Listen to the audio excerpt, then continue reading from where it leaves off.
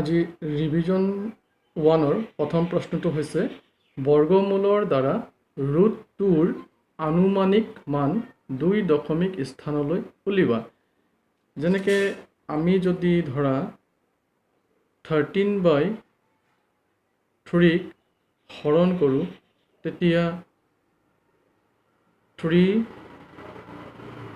4 × 12 minus কৰিলে 1 দশমিক দিলোঁ 0 পালোঁ 3 3 গুণ 9 মাইনাছ কৰিলে 1 আকৌ দশমিক থকা কাৰণে 0 পালোঁ 3 3 গুণ 9 মাইনাছ কৰি আকৌ 1 পালোঁ দশমিকৰ কাৰণে 0 ল'লোঁ আকৌ 3 3 গুণ 9 এনেকৈ যদি আমি কৰি গৈ থাকোঁ দশমিকৰ পিছত ক্ৰমান্বয়ে আমি এটাৰ পিছত এটা সংখ্যা পাই গৈ থাকিম।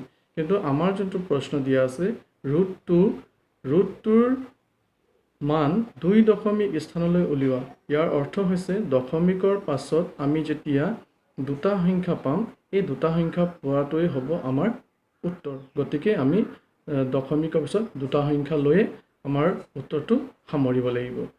তেনেহ'লে প্ৰশ্নটোৰ সমাধান হৈছে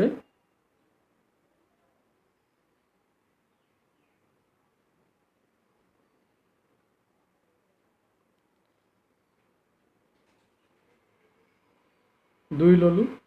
আমাৰ যিহেতু প্ৰশ্ন দিয়া আছিলে 2ক যদি আমি হৰণ কৰিবলৈ যাওঁ এতিয়া আমি ক্লাছ 8ত এটা অংক পাইছিলোঁ যে যেতিয়া আমি বৰ্গ সংখ্যাবিলাকক হৰণ কৰিবলৈ ল'ম তেতিয়া সদায় একোটা জোড় হিচাপত ল'ব লাগে। যেনেকৈ আমি যদি ধৰা 2 3 0 2 এই সংখ্যাটোক যদি হৰণ কৰিবলৈ হয় তেনেহ'লে আমি কি কৰিব লাগিব লাষ্টৰ সংখ্যাৰ পৰা এনেকৈ দুটা দুটাকৈ এজোৰকৈ পাতি যাব লাগিব। যিহেতু আমাৰ প্ৰশ্নটোত অকল 2 এটা আছে গতিকে আমি এনেকুৱা এটা নম্বৰ ল'ব লাগিব যাতে সেই সংখ্যাটোৰে এতিয়া চোৱা সংখ্যাটো দিয়া আছিলে 2 গতিকে আমি একেৰে একক যদি পূৰণ কৰোঁ আমি কি পাম 1 গুণ 1। এতিয়া যদি মাইনাছ কৰোঁ মাইনাছ কৰিলে আমি পাম 1। এতিয়া আমি কি কৰিব লাগিব যোনটো আমাৰ ভাগফল সেই ভাগফলটোক আমি দুগুণ কৰিব লাগিব। যেনেকৈ 2 পূৰণ আমাৰ ভাগফল 1 আছিলে 2 1 গুণ 2। এতিয়া চোৱা এইখিনিত এনেকুৱা এটা নম্বৰ ল'ব লাগিব যাতে যোনটো সংখ্যা আমি ল'ম সেই সংখ্যাটোৰে আকৌ পূৰণ কৰি এই যোনটো আমাৰ বিয়োগফল সেই বিয়োগফলটো পাব লাগিব। গতিকে তোমালোকে চোৱাচোন এতিয়া ইয়াত যদি আমি 1 এটা দিওঁ আৰু 1ৰে যদি পূৰণ কৰোঁ আমাৰ উত্তৰটো কিমান পাম 21। আমি উত্তৰটো এইখিনিত পাম 21 কিন্তু আমাৰ বিয়োগফলত 21 নাই। গতিকে আমি কি কৰিব লাগিব এই সংখ্যাটো অলপ ডাঙৰ কৰি ল'ব লাগিব আৰু ডাঙৰ কৰি ল'বলৈ হ'লে আমি কি কৰিব লাগিব এইখিনিত এটা দশমিক দিব লাগিব। দশমিক দিয়াৰ পিছত আমি ইয়াত দুটা 0 পাম। এতিয়া তোমালোকে চোৱা 2ৰ পিছত যদি আমি 1 এটা দিওঁ তেনেহ'লে হ'ব 21 কিন্তু আমি দেখিছোঁ যে 121তকৈ বহুত ডাঙৰ। গতিকে আমি কি কৰিব লাগিব ধৰা 2ৰ পিছত 3 এটা ল'লোঁ 3ৰে যদি পূৰণ কৰোঁ কিমান হ'ব 3 3 গুণ 9 3 2 গুণ 6 69। গতিকে 69 যিহেতু 100তকৈ বহুত সৰু আমি 4 এটা পূৰণ কৰি চাওঁ 4ৰে যদি কৰোঁ 4 4 গুণ 16 6 কৰিলে 1 4 2 গুণ 8 1 9। এতিয়া তোমালোকে চোৱাচোন 24 যদি হয় আমাৰ 96 হয়। গতিকে আমি কি কৰিব লাগিব 4ৰে 4ক পূৰণ কৰি আমি এইখিনিত পাম 96 বিয়োগ কৰিলে পাম 4। যিহেতু দশমিক আছে আমি আকৌ দুটা শূন্য ল'ব পাৰিম।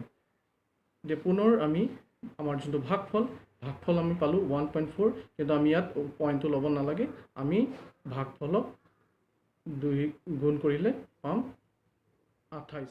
ঠিক তেনেকৈ আগৰ নিচিনাই এইখিনিত আমি এটা নম্বৰ ল'ব লাগিব আৰু সেই নম্বৰটোৰে আকৌ পূৰণ কৰি আমাৰ বিয়োগফলটো হ'ব লাগে বা বিয়োগফলতকৈ সৰু হ'লেও হ'ব। আমি এতিয়া 28 পাইছোঁ 28ৰ লগত আমি যদি 2 এটা পূৰণ কৰোঁ তেনেহ'লে পাম 2 2 গুণ 4 2 8 গুণ 16 6 কৰিলে 1 2 2 গুণ 4 কে 5 564 কিন্তু আমাৰ বিয়োগফলত আছে কিমান 400। গতিকে আমি 2 ল'ব নোৱাৰোঁ আমি ল'ব লাগিব 1 আৰু 1 যেতিয়া ল'ম 1ৰে আকৌ পূৰণ কৰিব লাগিব। 1ৰে যদি আমি পূৰণ কৰোঁ 281 মাইনাছ কৰিলে পাম 9 1 1 এতিয়া চোৱা দশমিকৰ পিছত আমাক প্ৰশ্নত দিয়া আছিলে যে আনুমানিক মান 2 দশমিক স্থানলৈ উলিওৱা গতিকে আমি দশমিকৰ পিছত দুটা সংখ্যা পালোঁ গতিকে আমাৰ আনসাৰটো এইখিনিতে আমি সামৰিব লাগিব তো আমাৰ প্ৰশ্নত দিয়া আছিলে √2 সমান 1.41 কমপ্লিট এইটো হ'ল তোমালোকৰ প্ৰথম প্ৰশ্নৰ উত্তৰ এতিয়া 2 নম্বৰ প্ৰশ্ন চোৱা 2 নম্বৰ প্ৰশ্ন দিয়া আছিলে দুটা অপৰিমেয় সংখ্যা লিখা যাৰ যোগফল পৰিমেয় আৰু পূৰণফল পৰিমেয় গতিকে আমি দুটা এনেকুৱা অপৰিমেয় সংখ্যা ল'ব লাগিব আৰু সেই দুটাক যোগ কৰিলে যোনটো উত্তৰ পাম সেই উত্তৰটো পৰিমেয় সংখ্যা হ'ব লাগিব আৰু যদি পূৰণ কৰোঁ পূৰণফলো এটা পৰিমেয় সংখ্যা ওলাব লাগিব গতিকে সমাধান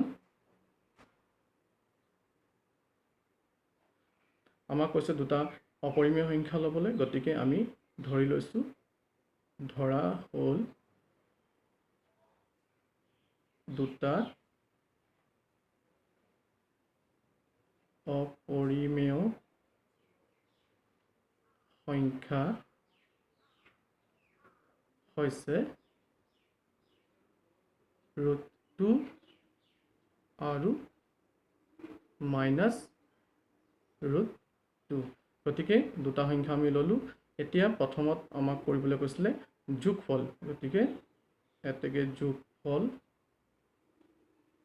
সমান আমাৰ প্ৰথম অপৰিমেয় সংখ্যাটো হৈছে √2 প্লাছ আৰু দ্বিতীয় অপৰিমেয় সংখ্যাটো হৈছে -√2 এই দুটাক যদি আমি যোগ কৰোঁ √2 প্লাছ মাইনাছ পালোঁ আকৌ √2 এতিয়া তোমালোকে চোৱা +√2 -√2 যিহেতু প্লাছ মাইনাছত কটাকটি কৰিব পাৰি গতিকে আমি উত্তৰটো পাইছোঁ 0 আমি জানো 0 এটা পৰিমেয় সংখ্যা কাৰণ 0ৰ তলত এটা 1 থাকে তাৰমানে p/q q not equal 0